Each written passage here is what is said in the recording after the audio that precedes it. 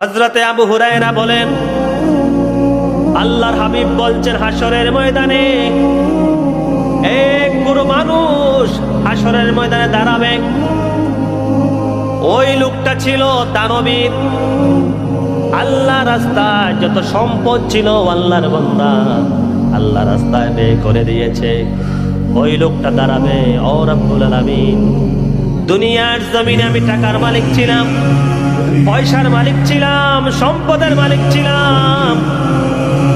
যেই সম্পদ আমাকে দান করছিলেন ওই সম্পদগুলা আমি আল্লাহ রাস্তায় দান করে দিয়েছি।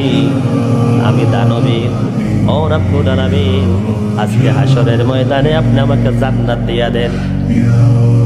ভাইয়েরা আমার, আল্লাহ রাব্বুল আলামিন বলবেন, বান্দারে, আমি টাকা দিয়েছিলাম, পয়সা দিয়েছিলাম, সম্পদ দিয়েছিলাম।